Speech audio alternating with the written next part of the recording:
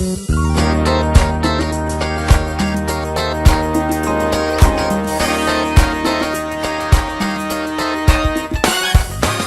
Peet and Reet with you, and we have a special guest today. I am so looking forward to this show. Yeah, from L.A. Mm-hmm. In L.A. And yeah, sitting at his house, going to be talking to us is Mr. Kent Skov. Yes. And Kent, you're the founder of L.A. Connection Comedy Theater, correct? Yes, I founded it back in 1977. I'm still alive. And we're celebrating 40 years. Still alive. Did you you survived start, it. Did you start when you were one? No gray hair yet. He looks like he started when he was one. It doesn't. I came out of the womb and started doing improv. Most of us do. Now, you've done a lot of shows, variety shows. Can you tell us a few of them? Yeah, I worked on Dolly Parton. I worked on Alan Thicke, which was called Pick of the Night. I did the Flick of the Night, which was the movie dubbing segment. Then I also did some just sketch stuff. I worked on Rick Dees, which was called Into the Night with Rick Dees. Yep. Right. I worked on a show called Haywire on Fox, and recurred on Three's Company, Young and the Restless, and I also did Mad Movies with the LA Connection. That was a show that was our own show that we took old movies and edited them down to about 15, 16 minutes and then dubbed them with funny comedy soundtracks. And then I also had home movies sent in by the public, and we would dub their home movies as well. So it was kind of a fun show. Yeah, sounds like fun. Now, when you said you were working on these shows, what were you actually doing? I was doing nothing. Sitting in the back room, making everybody else work. Yeah, I would just go in there and say, keep writing, make it funny. But, no, actually, every show was different. Like the Rick Dees show, I had a segment called Deesville, which was a recurring soap opera, kind of over-the-top soap opera, that we had about an 8-minute segment twice a week. It ran for about 8 weeks. And then on Dolly Parton, I was just an actor on that show, just an actor. Just. Yeah. And on the Alan Thicke show, I said I dubbed the Flick of the Night. We dubbed the movies on that particular show. And of course, Mad Movies was our own show, so that was all movie dubbing based. And one of our shows, we did a comedy special on A&E back in the mid-'90s, and it was nominated for a Cable Ace Award for Best Comedy Special. So that was probably one of the best shows I think we ever did. We dubbed the Sherlock Holmes movie, and we shot at the Academy Plaza Theaters, and what we did is we actually showed the audience us dubbing sometimes. So like when Sherlock Holmes would turn his back, we put the actor who did the voice right on his back or on his bum or something like that. It was pretty funny when you see Watson bend over and we put the guy's face on his bum. I love it. I love it. And you've worked with a lot of production companies. Big ones. Yeah, I worked with Dick Clark. We actually had a deal with Dick, and we sold it to Fox. We're going to do improv, sketch, and dubbing, which is kind of the three things we're known for. And unfortunately, that's when he got sick, so we didn't end up doing that. But I worked with Bob Bowden, who was head of Fox Reality and the game show president network. We created a teen improv reality show. I've worked with Disney. I've worked with Nickelodeon, Fox, CBS, NBC, ABC. Pretty much all of them at one point. I've been fired by everybody. I was just going to say that. It's no longer employed, right? That's funny. Now, you're out of Burbank, correct? Yes, we're out of Burbank right now. And speaking of Burbank, because you mentioned NBC earlier, we do have a show with one of our guys is a fan there. He's the head of research over there, and he's head of sales. And I went and did his birthday party. And he said, you guys, your group's funnier than everybody on NBC. And I thought, well, maybe he's stroking me, so I do a good show for his party. And then afterward, he came back up and said, you guys really are funnier than everybody on NBC. And so I said, okay. And 2 days later, I wrote him an email, said, I have a great show I want to pitch you. And of course, I didn't have a show. But I told him I had something. You always say you have something. Yeah. The show I had really wasn't for NBC. I did have a show, but not for them. So what I did is I took footage from our library of some of the live shows, because he really liked the live stuff, and then shot in 4 hours, got down and dirty with a couple cameras, shot backstage stuff, and created kind of like a reality show. So it's like Whose Line Is It Anyway meets the reality show, even though the guys off stage they're a little bit truth to their people that we did, but we didn't, we made him a little bit bigger than normal, and it created really a fun little 13-minute pilot presentation, brought it over to NBC, and it's still sitting over there. I don't know what drawer it's in, but it's sitting over there. We're hoping that maybe they'll buy it. So it really is the land of make-believe out there in Hollywood, isn't it? Oh, it's totally make-believe. I'm making believe everything I'm telling you right now. I'm just a head. I'm a floating head in the studio right now. That's all I am. I was wondering what that was. Yeah, exactly. Not really attached. It's just terrible from here down. Just awful. Hey, we got to take a quick break. And we're going to come back with some improv. No, really? Yeah. Kent's we're going to doing give it. us some improv? Yeah, exactly.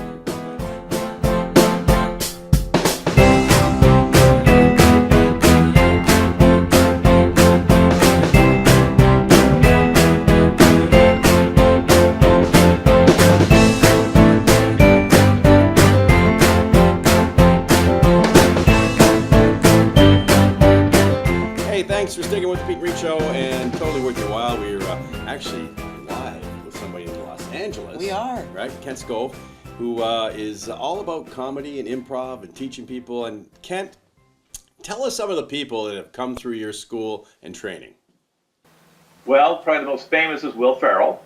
And we also had Matthew Perry. He was here when he was a teenager, 16 to 18. I mentioned to you when we were off camera, Josh Groban was in my kids group.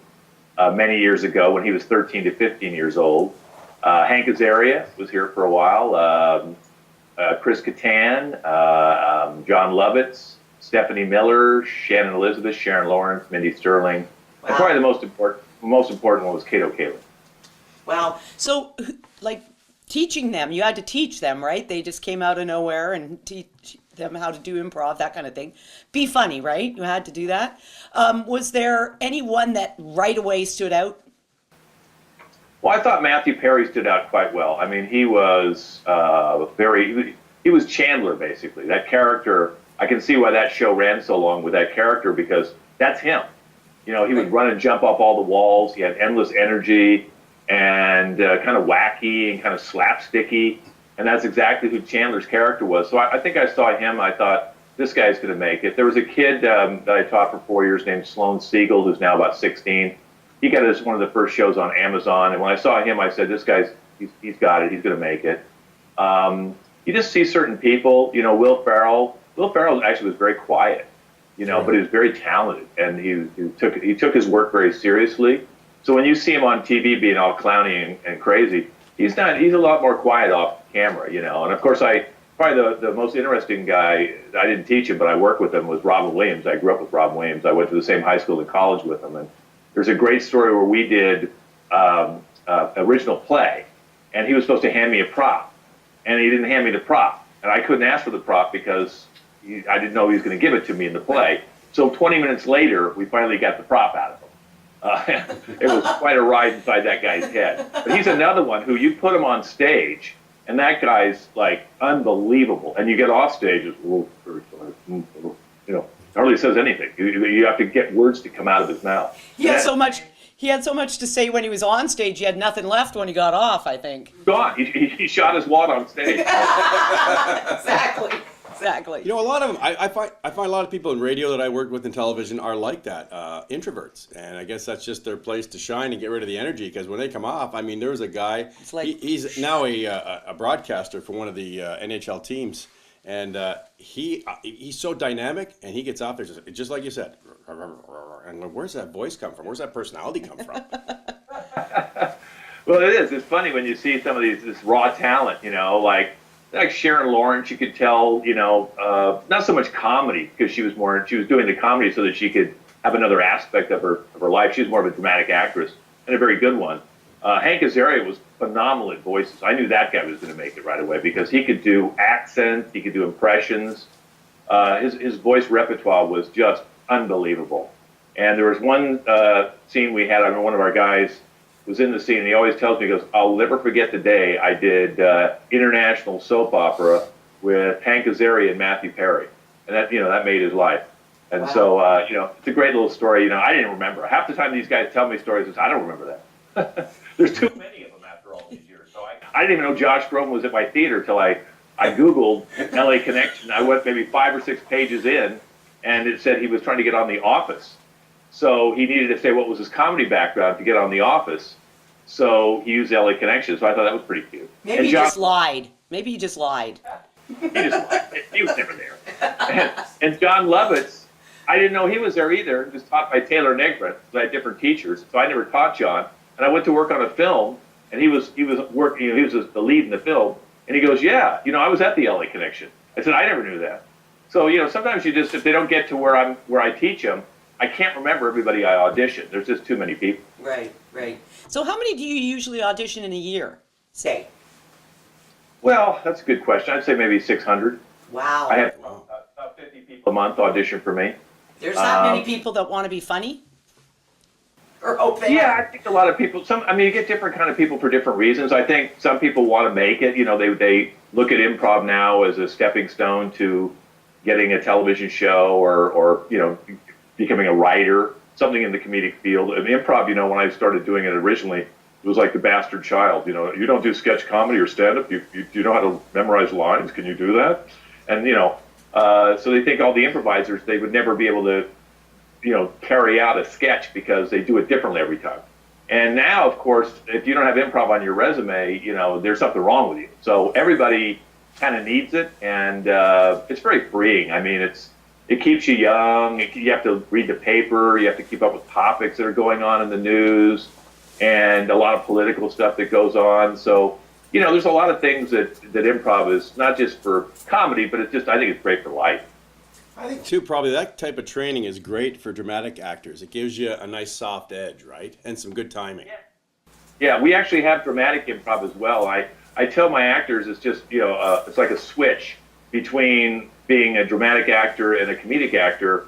It's like, I actually have a game where I go drama and then comedy, and they have to do the same scene. And just with that little switch, sometimes it's just heightening it. It's just what makes the comedy a little funnier is you play it just a little more dramatic or a little heighten what you do just slightly. You don't need to go too far, just a little bit of heightening, and then it usually will be a lot funnier. And people, when you do dramatic improv, we still get laughter because their stomachs are so tied up with all this drama. If somebody just says something and they're not trying to even be funny because they're being dramatic, and the whole audience just burst into laughter because it's a release, And they do that on great sitcoms. They get you all tensed up. All in the Family used to do that, get you all tensed up, and then they say a zinger line, and we all just be on the floor laughing because we didn't see it coming. And that's really the best writing, is the stuff that you don't see coming sometimes. I think a great person that way is Jennifer Aniston, too, who was comedic yet dramatic. You got a good combination of both. Absolutely. A lot of good, they say that, the dramatic actors can't do comedy as well as the comedic actors can do drama, like Jackie Gleason when he did Hustler. No one thought he could pull that off. He was fantastic. But look at De Niro. De Niro's funny. And all he is doing is a caricature of De Niro, a little bit heightened from his dramatic stuff. And then all of a sudden he's, Meet the Falkers. It's hysterical. So a lot of dramatic guys have gone on to be funny, and sometimes they just do parodies of themselves. We're going to take a break here, and we're going to come back with Kent Skov and do a little improv. Oh, now we're going to do it, right? Segment 3. Yes, you do. Back on the other side with Peet and Reet.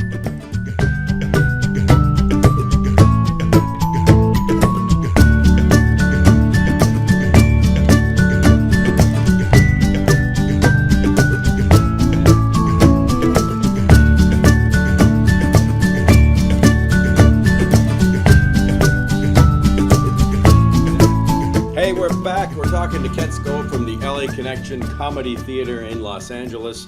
And they've been around for 40 short years. This time flies when you're having fun, right? Oh, yeah. Laughter. Best thing. Now, Kent, you do some impersonations yourself, right? Yeah. What's your best one? About 100 impersonations.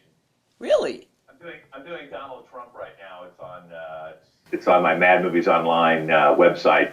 I've done about maybe 7 of them so far. I talk about the Wall or Nancy Pelosi or President Xi. I've got all sorts of different things. Well, give us a little. Give us a little Trump.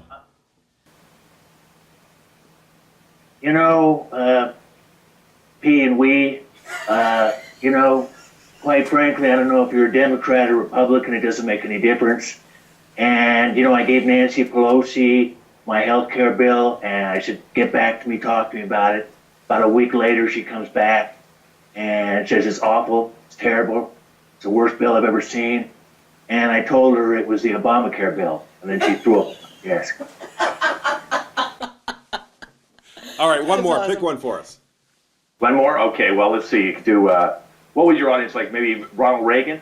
Yeah. Sure. Yeah, give us some Ronnie. They're too young for Ronald Reagan. George Do I need to Bush. do- How about George Bush? George Bush? I don't do George Bush too well. I can do Bill Clinton. Oh, do Bill, yeah. You know, I just want to say I was not on the tarmac with Loretta Lynch.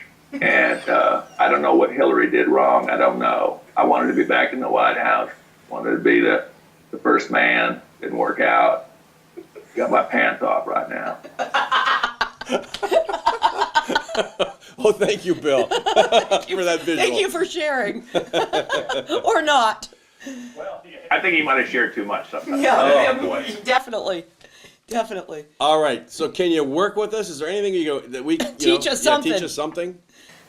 Yeah, okay. All right, so what I'll do is you guys pause at certain places for your nouns, and I will give you the noun. And then I'm not going to give you a noun that would normally be there, and you're going to have to justify why I gave you that noun. So you might What? say, I went into the refrigerator, and normally you'd say, I pulled out some milk. Well, I might say, you pulled out a moose. And you're going to have to justify whether there's a moose in your refrigerator. Why? Okay. All right. I think I know what you're talking about. Why? Those two kind of. Uh-oh. All right, so go ahead. You guys start talking and leave off some nouns for me. All right, so I was just outside getting ready to get into my Handle. And we're supposed to continue on? Yes. All right. Okay. So do I mention the handle? Anvil. You have to justify. Anvil. Sorry, I thought you said handle. And the anvil was there, but I didn't see the... Lion. which was bigger than I thought it was, and I was going to actually take it to the. Refrigerator. And well, when I got there, there was nothing but a bunch of... Earwigs. And I love earwigs because they're so tasty when they get in your food and you don't know they're there. So when I do that, I usually go get a. Pool. And when I jump in that, oh my gosh, I feel fantastic, except for when I see... Jello. Yellow. Yes, Jello. Jello. Oh, it's Jello. That's because my mom spilled the whole box into the pool, and then we had to get the. Underwear. Oh, and it was not pretty when we got the underwear, trust me. But you know what? It didn't matter because we had... Squirrel's nuts. Because nothing tastes better than roasted squirrel's nuts on the barbecue. So when I go over there and I. That was a beautiful improv. Oh my goodness. I'm sweating. There's a lot to this improv. I could see getting into that, really getting like... I'd probably have to have a few wine, though. Then it would really get interesting. Well, that's what you're drinking now. You're just not telling people. Actually, mine's vodka. Straight up. That's what's in this. Good. Oh, What's to see? the top? That's why he came up with squirrel's nuts. That's fun. Actually, you know what? We're going to come to L.A. and do that with you. Is that okay? Yeah, you can come to my theater and I'll get you some squirrel's nuts. Awesome. Oh, boy. Got to be barbecued, though. Oh, yeah. Yeah. All right. With, Well, so Salt you, flavor. yeah, with a little sauce. Yeah. You're now celebrating 40 years at the L.A. Connection Comedy Theater. A lot of people from this area, I actually know 3 or 4 people that just went down to spend some time in Los Angeles and Hollywood. Yours would be a place that they should head out and get to. How do they get out there? Get some Well, information. I guess the best thing is go to our website, which is laconnectioncomedy.com. And on there we have our Twitter feed, our Facebook feed, the Mad Movies Online, which is dubbing movies and the Trump stuff I told you about. That will have a schedule page, which will tell you about the event, which is on May 13th. We have 8 o'clock. We have from 8 to 10 our alumni Hall of Fame kind of all-star show, which features our veterans along with some of the alumni that will come in. And then before that, we're dubbing the Cable Ace nominated show I told you about, the Woman in Green, which is a Sherlock Holmes movie. And that's going to play for the hour before that. And we're going to have some of the voiceover actors who are there as well for people to talk to. But we're doing a 5-day event. We're doing long-form stand-up, teen improv, all our other improv groups. And then we're also going to end with our kids on Sunday, little kids between the ages of 5 and 12, 3:30 on Sunday that weekend. So we have a very eclectic 5-day event going on, but the main event is 8 to 10 on the Saturday, May 13th. Well, good luck with that. It sounds it sounds so much fun. I'd love to be there for the whole week, you know?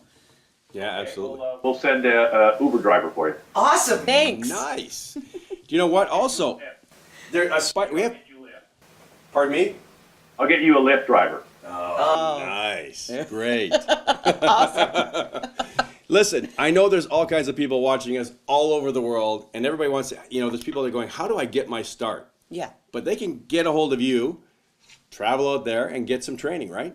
Yeah, they can audition. We have auditions about 5 dates every month. We look at about an average of anywhere between a half a dozen to about 25 people per audition, but about 50 people. I take maybe up to 50 potential people that might be good to be part of our company. I might see that many. Maybe I might take out of that maybe 20 of those people. And then they go into our rookies. They get to perform monthly, and then they can start performing weekly if they move up to our JVs or our top levels. And again, for the best way to find us, and so they don't have to go and write down our phone numbers, just LAConnectionComedy.com. They can Google LA Connection Comedy. We're all over the place. And give us a call. Ask for me. I'll talk to you personally and tell them they saw your show, and then I know where they came from. Yeah. Awesome. And I know they probably want to come out and get some squirrel's nuts. Definitely.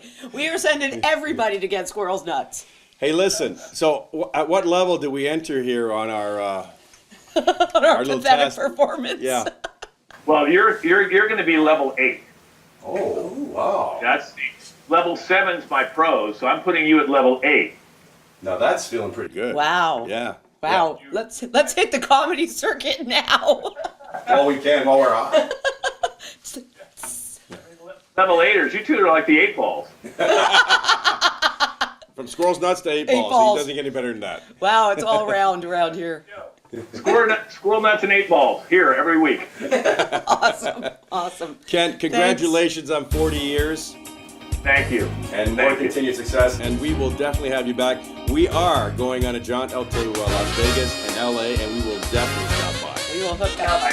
It'd be nice to meet you guys in person. All right. Absolutely. You may not survive the squirrel's nuts, though. Ken Skov from the L.A. Connection Comedy Theater in Los Angeles. Well, that was fun. He gave us an 8, but I think... Yeah, I think we're more like a -8. See you next time on the Peet Reet Show, and God bless. So, Ken, we're going to do more of this.